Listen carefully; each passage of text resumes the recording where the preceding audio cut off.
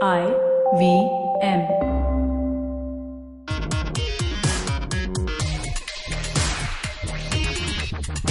Hello and welcome to Simblified. We are back after a very brief break. So while the rest of the world was locked down, we decided to kind of burrow into our own holes and very indifferent that sounds. Yes. yes. But here we are. Here we are back after our brief hiatus, and let's begin by talking a bit about what we were doing in our very brief break away from Simplified. So, hey guys, I'm Shriketh. For my break away from Simplified, while I wasn't doing some tremendously disastrous experiments of cooking in the kitchen, I was trying to learn Mandarin, which is going just as bad as the cooking experiments, I guess. But yes, I am trying to make some progress in learning the language of our future masters. So yeah, that's what I've been going on about. What about you guys? But you already know Gujarati, da? That's true. That is true. Although that's where I will differ and say that that's not learning the language of the masters. That's just learning my language. So yes. So that while that's true, let's What were you guys up to, Tony? Yeah, so interestingly enough, during our brief hiatus, enough people said hi at us, asking where you guys have been. For everyone asking, everyone who was missing us, this is what you were craving for. Welcome back. Yeah, you asked for it. And in the middle of the biggest pandemic we've seen, I decided to switch jobs. Oh, of course. In itself sounds like a very privileged thing to do, but also like a very, very difficult kind of transition. Because now, are you guys familiar with the Warren Harding error? This is something that Malcolm Gladwell brought up in Blink. No. Basically, like Warren Harding was like the worst president in the United States. Yeah. And the only reason he became president was people thought he looks like a president. So it's about basically how you make like judgments about people when you see them.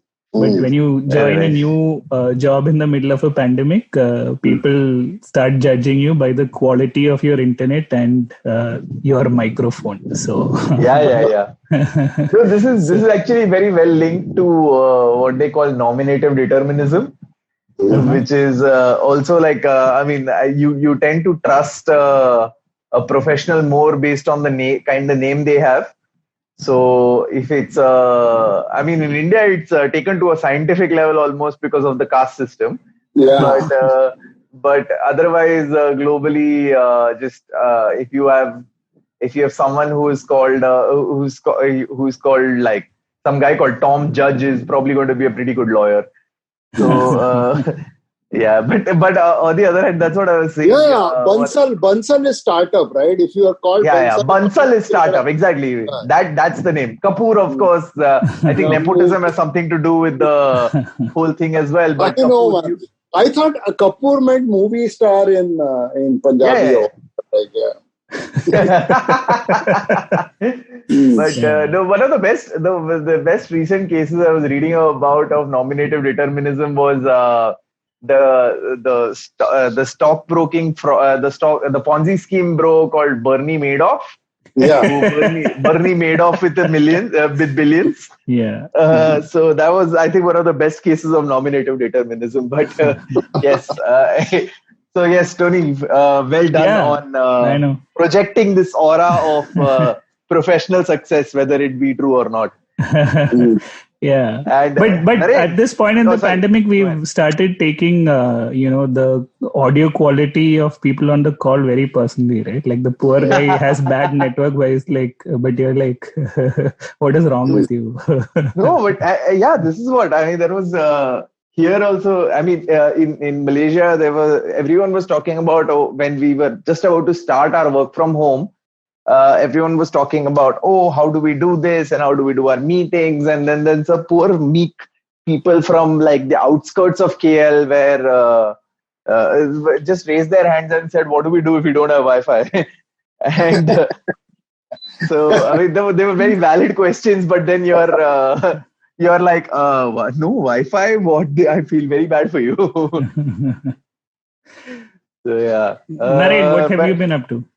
Yeah. Yeah, so been working all through June and July, and we supply parts to automotive companies. So they've been working, and it's been a challenge because a lot of our first of all, it's been much better than we thought it would be. Like there are orders, we have to deliver materials, all that thing is going on. Well, on the flip side, about half our staff has gone back to their villages. So that's a challenge. And so every day it's a new challenge. People, the local governments, they see every time they see COVID numbers going up in the vicinity, they impose lockdowns, and then everything becomes a problem. People can't come to work. Factories are allowed. So we are allowed to stay open because we are classified under essential services, because some of the parts that we make go into ambulances and things like that. So that, it's not, but there are people who make, like, there's one company, we make some imitation jewelry. And they are, every other day, they have been asked to close down. So it's complicated. So, and with all that, my true calling in life, which is Simplified, sadly took a back seat. So your love of labor has kept you away from your labor of love, which is Simplified. Yes. My God. That has sorely been missed, Tony. That element. Very well played. Anyway, on that beautiful pun, let us begin today's episode. So let's start with one of our key components of Simplified, our profundity of the day, day/week/ whatever period of time that you may choose. And we've had, I particularly found a doozy in my family WhatsApp group, which has delivered after a fairly long period of time now. WhatsApp, particularly profound WhatsApp forwards are hard to find. So I was quite pleased to find this particular one, which goes hence. Biscuit maker writes a love letter to his girlfriend. Dear Mari, yesterday was a good day. Our meeting was truly nice, but the chance of success of our love is 50-50. Because your father is tiger, will you give your little heart to me? Girl replies, Poda crackjack. Finally, my puns have been forwarded to family WhatsApp groups. Right?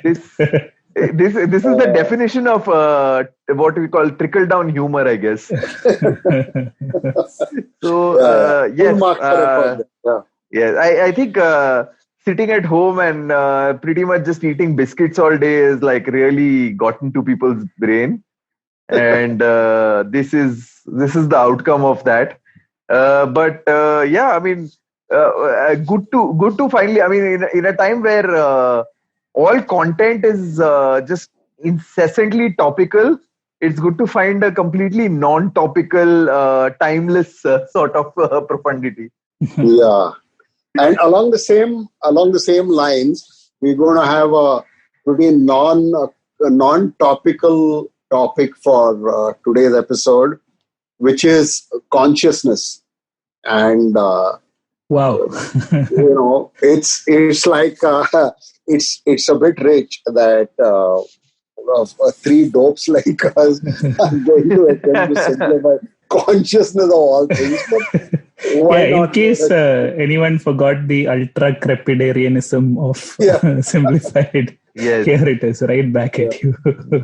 And so there is this, I'm sure a lot of listeners would have braced themselves for the me, thinking about me, talking about me, inside me, from within me, outside me, kind of thing.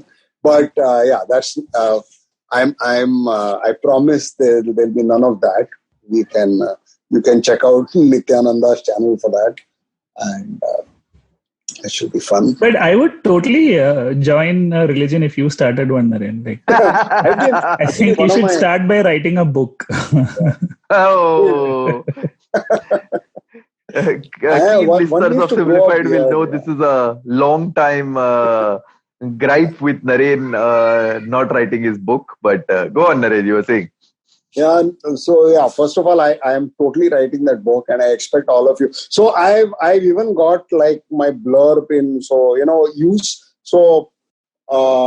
it's important for products to be multi-use, right? So if you can make products which can be used for many things, it's very good. So I want my book to be good for starting bonfires and for popping up. If you go to a restaurant and your table has one night shot, and if you have my book, then you can put it in there. So, and of course you can read it as well. So now the arduous task of writing it remains, but it's the blurb has been done. Good. You should have like several hundred investors at this point without the product itself. So, yes, coming to the topic, which is consciousness, a good starting point would be to, sort of, it's notoriously difficult to describe what consciousness is, first of all. So, when I read up about it, and let me tell you how I thought of doing a simplified on consciousness. I was reading this very nice book called Waking Up by Sam Harris, which talks about spirituality and mindfulness and things like that. And he is an atheist, Sam Harris. And so he wants to look at spirituality as distinct from religion. So his problem with the religion is religion requires you to believe in a lot of arbitrary things. And he says spiritual experiences are something which are internal. So the belief or, believing or not believing in religion shouldn't sort of affect your ability to have spiritual experiences. And he goes on to talk about consciousness and things like that. And he mentioned a couple of interesting things which made me think. So he spoke about, which I'll talk about a little later in the podcast, about something called dual consciousness. So it is possible for individuals to have two conscious beings living inside one head or one being. So that was intriguing to me. So then I read up about it. And this sounds like the beginning of the plot of the Telugu picture Aparichit. Oh man, nothing is as awesome as the Telugu movie industry. So if that is the plot, then consciousness is something else. Right? Yeah. No. So then Aparichitudu has dual consciousness, but Telugu movie industry itself famously has no consciousness. So it balances out stuff there. So, speaking of consciousness, what is it? So, it is everything that you experience. Okay, if a tune is stuck in your head, for example, or you had a chocolate, and that sweetness is it's on your tongue, or that you can remember the taste of that chocolate, or if you have a toothache and there's a throbbing pain and you're feeling that pain inside your head, that is consciousness. Or your child, you really love your child in a way that you love nothing else. And, so, Tony and I know exactly what that means. And hopefully Shrikeet will too soon. But it's part of the consciousness. And the origin and the nature of these experiences, they have been a mystery. So no one knows like what it is or where, and it's been since antiquity. So for the last several thousand years, from Greek philosophers on to modern philosophers, everyone's been going me inside me and you inside you. But no one's been really able to objectively define what consciousness is. Okay, so majority of scholars, they accept consciousness as a given. So they don't want to debate the existence or otherwise of consciousness.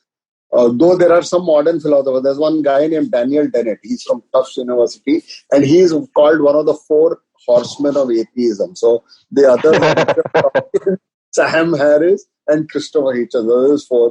He says there's no consciousness, nothing, as your brain is just a bunch of neurons. And he just denies, or even if it exists, he says it can't be meaningfully studied in science, or it's just a load of nonsense. So he doesn't.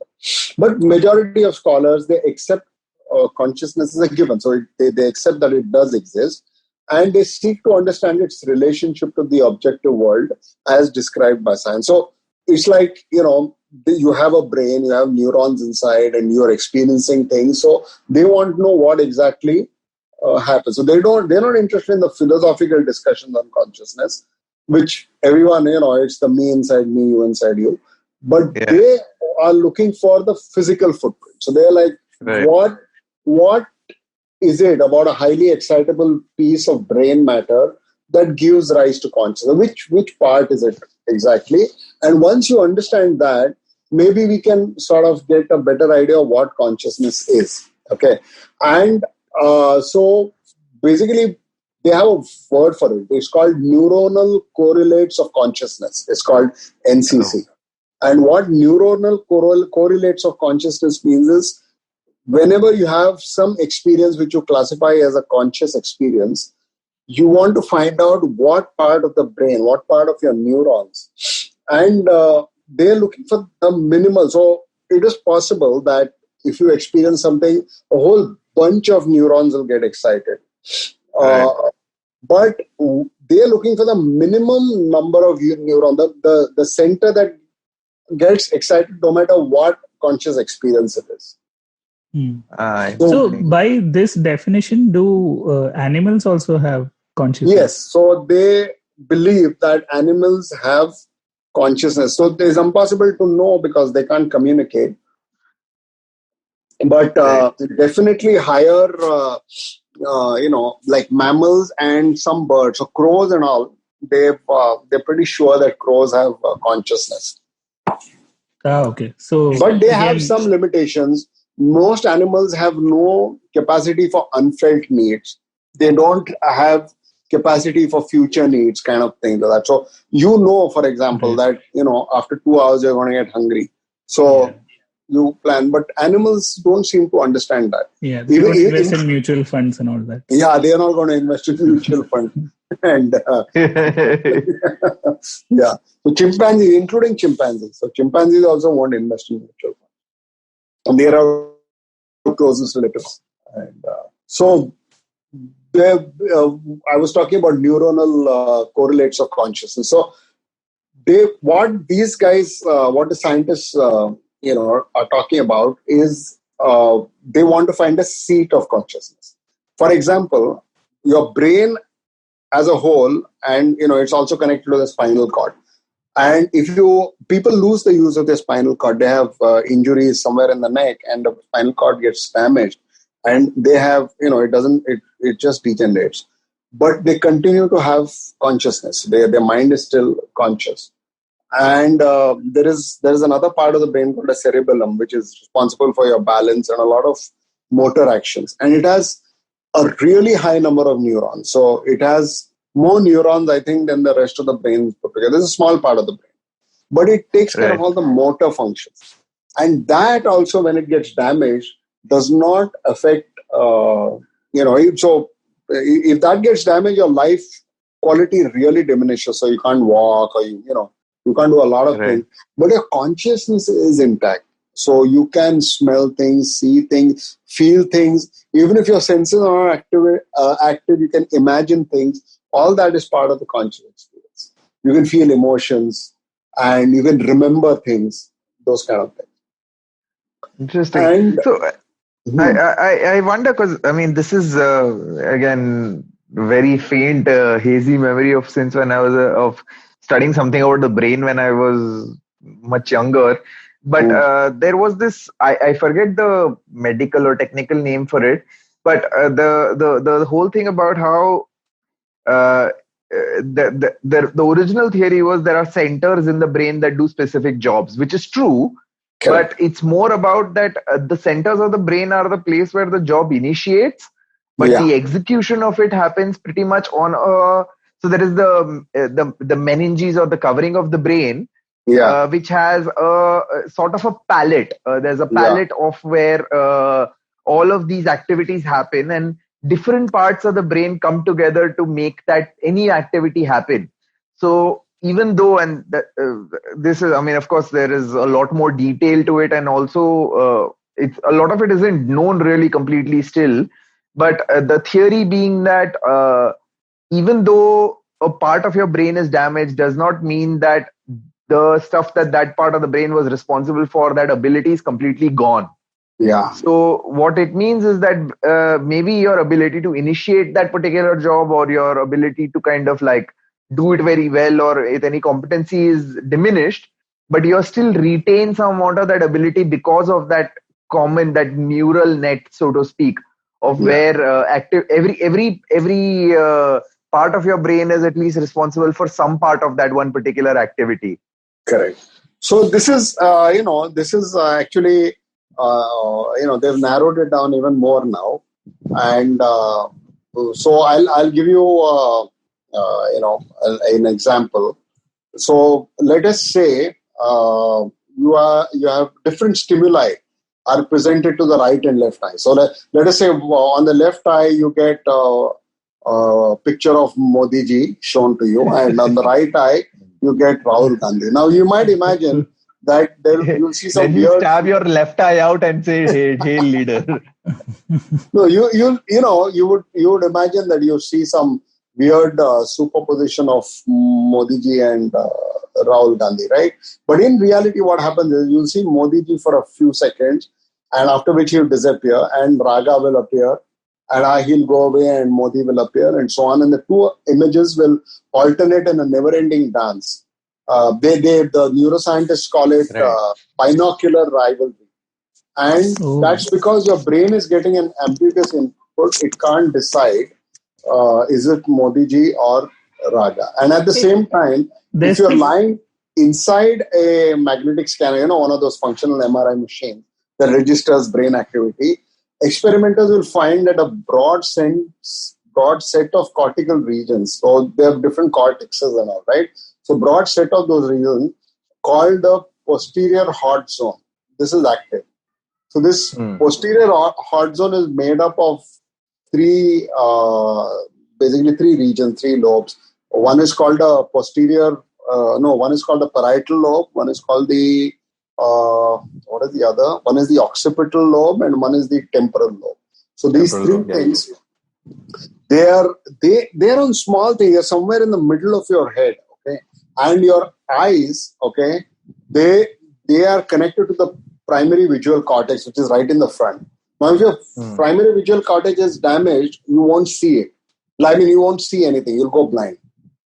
Right. But the primary visual cortex, all it does, it is receives the images and it passes them on. It doesn't do any processing.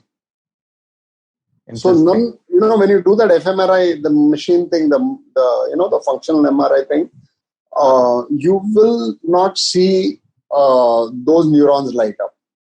What you will see is neurons inside that posterior hot zone light up. And the same thing happens for hearing, that is auditory, and somatosensory, means your touch, those kind of things, taste and everything. And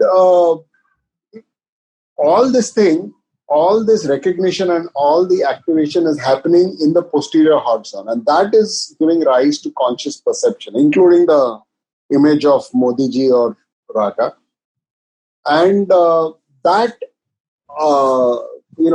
is almost certainly the seat of consciousness, so which is what you were saying. So Naren, quick thing, I don't know if this is the same. Have you seen that video where you will hear exactly what you're looking at? Basically, the audio It's on the screen. It says green needle or brainstorm. And the same audio, when you look at that word, you either hear green needle or brainstorm, whatever you're looking at. Yeah. I don't know if it's the same thing, but that's very interesting. And so even though you know what's happening, you still can't. Even though you know, so that's something your conscious is not able to process. This is slightly different. I imagine. So visual cortex, they found they keep studying people with head injuries and damages to different parts and so you have extensive part of your frontal cortex and all removed, and people just survive. Okay, people just continue, nothing happens.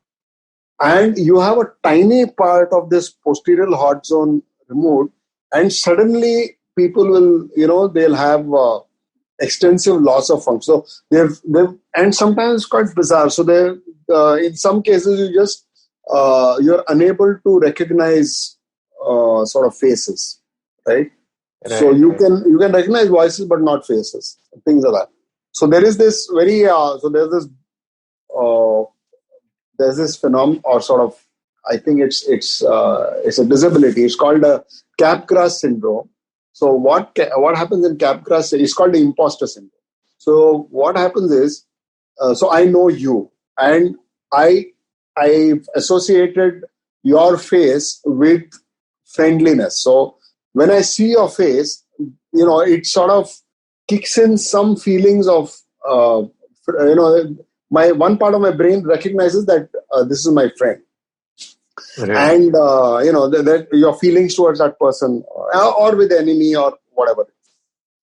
And when that part of the brain or that pathway is injured, you see the person, you realize that it should be your friend, but you don't get those feelings. Right. So the brain concludes that this is an imposter. And it's quite heartbreaking. So there's this one case, and there's a book called Phantoms in the Brain, lovely book, written by Indian author named V.S. Ramachandran, who is a neuroscientist in UC San Diego. He did describe this, and this kid is not able to, he's not able to relate to his parents. So his parents, they're coming, they want to talk to him, and he keeps screaming they have to get out because they're imposters. Somebody's come and done plastic surgery and there's some different person, and it's not those people. But if they call in, he knows their voices, and that is fine. So I don't know how that turned out, but as far as I remember, I think it never got solved. The parents were never able to connect with their child at all. Wow. I mean, on that, this thing about, especially the point that you were talking about functionality, there is that, I mean, this is based in science as well as the ongoing study of the brain, where the more they delve into it, the more they realize that the essential services of the brain, right? Breathing, some essential memory, some critical learned actions, they actually, it's literally like they sync through your brain. So your initial when you form like initial knowledge or initial learnings and initial whatever learned behaviors that are formed, they kind of like stay closer to it's called the corpus callosum, the covering of the brain. Yeah. So the corpus callosum. So that's where they stay near the surface of the brain. But the more critical, often used and required to survival they are, the closer they move to like the what is called the rat brain, or the more primitive part of the brain. So that is where the critical functionality is layered. So it's literally like the brain is constructed in layers, where the topmost layer is the most ephemeral knowledge, and the bottommost are the most critical ones, including the ones that are like the cerebellum is like effectively responsible for your brain remembering to breathe. So yeah, no, those are all motor actions. So that happens automatically, and that is not part of the conscious. And actually, you mentioned corpus callosum. That's very interesting because the thing I was talking to you about dual consciousness, that has this interesting origin. So in the 30s and the 40s, one German scientist proposed that people who had very, very severe epileptic seizures, okay, so severe that it would endanger their life, okay. right. So, and there was really no treatment. So he proposed that the corpus callosum be cut. Cut. Yeah, exactly. Yeah. And the corpus callosum basically connects the left brain and the right left brain to the right brain. Yeah. Right. So he suggested that you cut that, and he tried it. He tried it in cats, he tried it in dogs, and he found that it doesn't make any difference. So he says we should try it. And they got a few really desperate cases, and then they, who would have died. I mean, had you not done any surgical intervention, they cut open the brain, they open the cranial cavity, and they cut through the corpus callosum, and they put it back. And to their astonishment, the patient practically became normal again. So they didn't have any problems. In fact, they actually rated better on several personality traits, IQs and all. And they also reported a dramatic decrease in epileptic seizures. So it was like operation successful. Yeah. But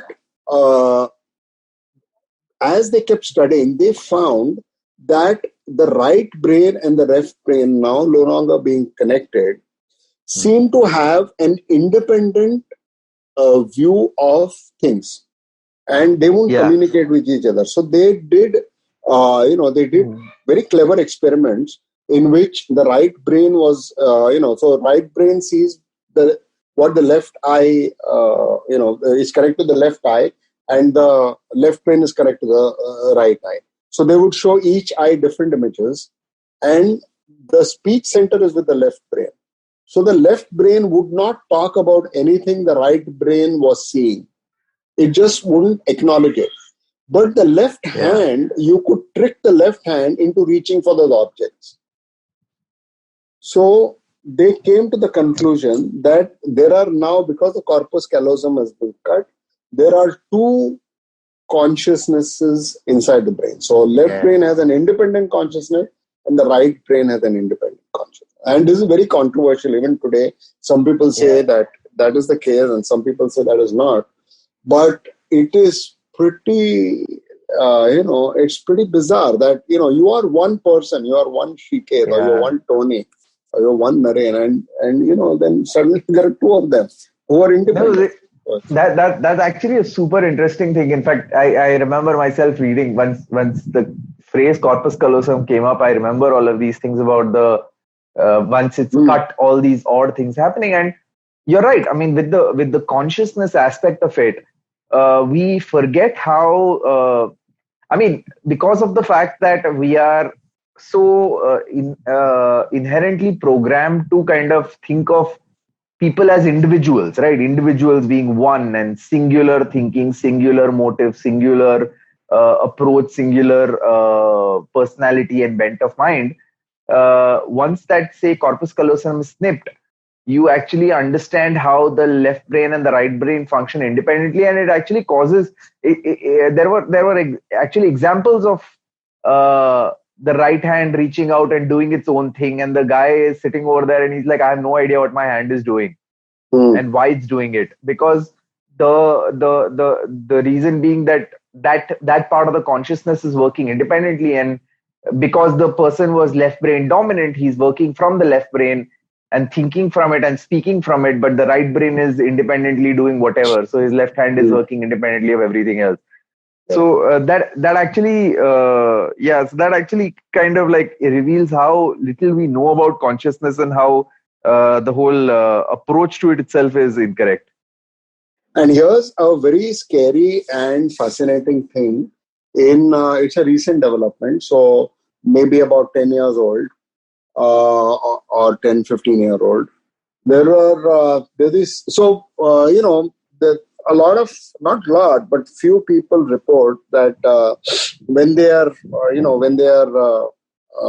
sort of put under anesthesia for an operation, they are still conscious. They are not completely unconscious. They can actually feel things, but they can't communicate. They are unable. They are paralyzed, and their eyes are not open. They are not able to tell, but they are feeling everything. It's called locked-in syndrome. Yeah, locked-in syndrome. Yeah.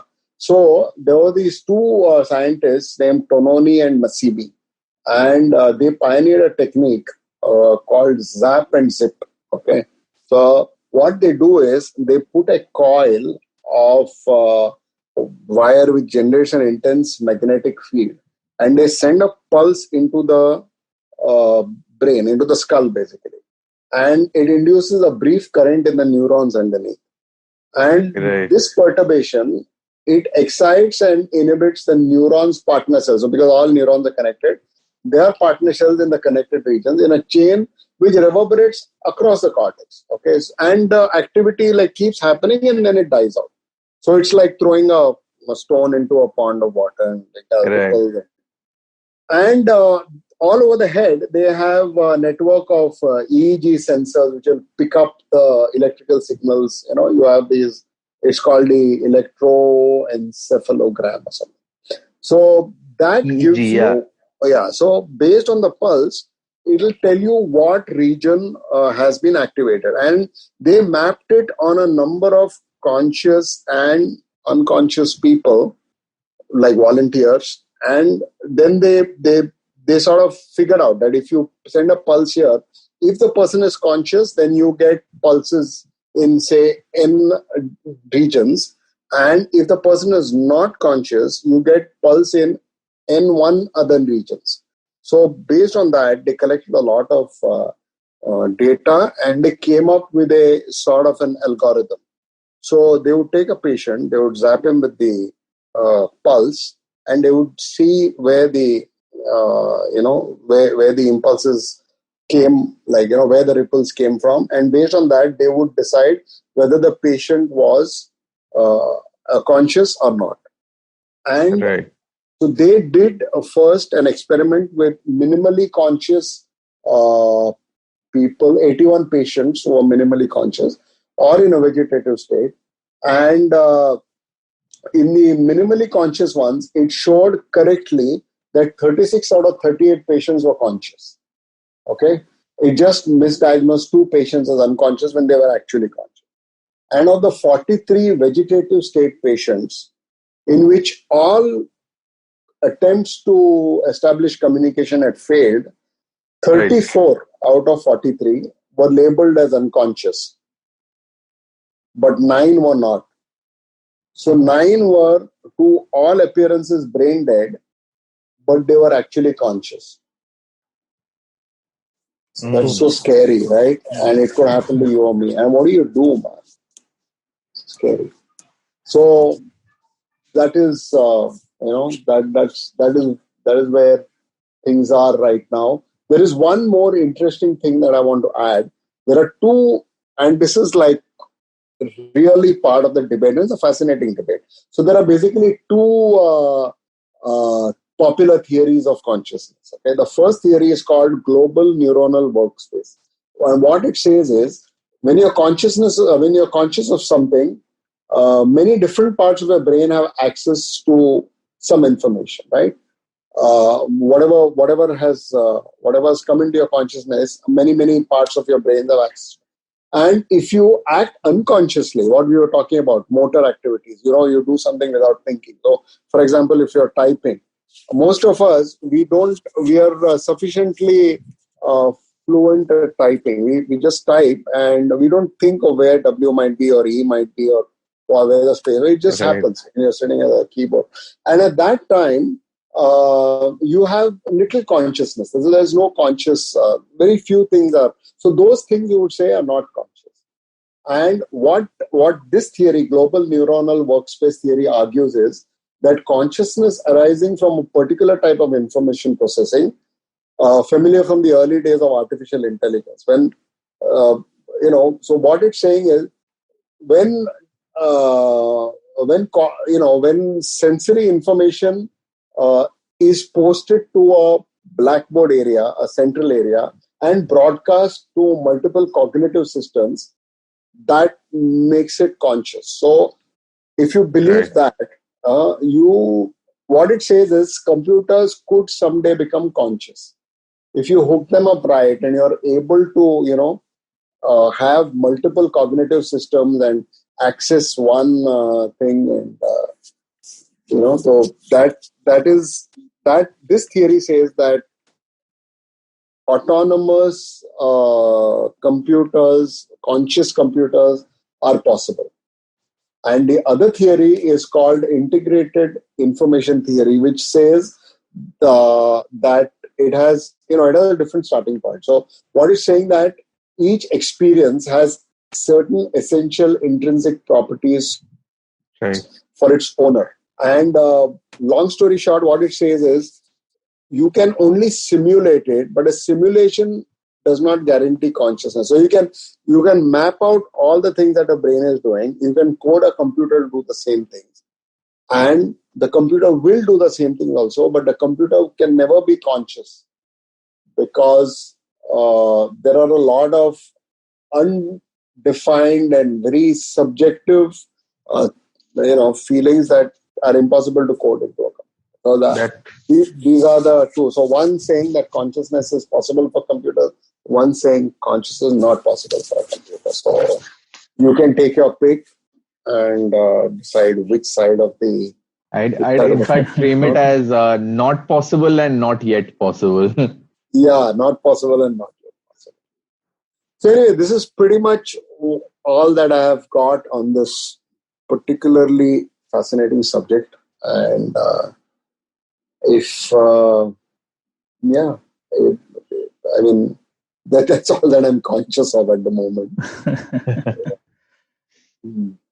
Yeah. So go ahead, Tony. No, go ahead. Okay. That was a pretty great discussion on consciousness, and thanks for that, Naren. Let's be conscious of time and our listeners' patience, and let them go at this point. Yeah. So only whether they are conscious or not is this. Yeah, let's hope they are. Yeah. Yeah, but then on that note, Naren, do you want to take it away? This one is easy to sum up, right? Stay safe, stay conscious, and stay simplified. There we go. At least 9 out of 43 of you. Correct. Bye. Thank you. Bye.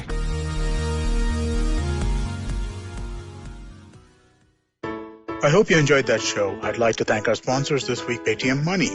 Some really fun guests on the network this week. Cyrus welcomed Dia Mirza to come and have a conversation about all kinds of different things. Danny Morrison was on Edges and Sledges, the cricket podcast. If you haven't heard that, that's always a fun listen. And Rahul Subramanian was on Football Should Ball to grow their ever more exciting list of guests. And it's not just that. Mantra Mugdha, an old friend of ours, was on Advertising is Dead. Manu Pillai was on the Filter Coffee podcast. It's been one great guest after the other. And with that, we hope to catch you again next week.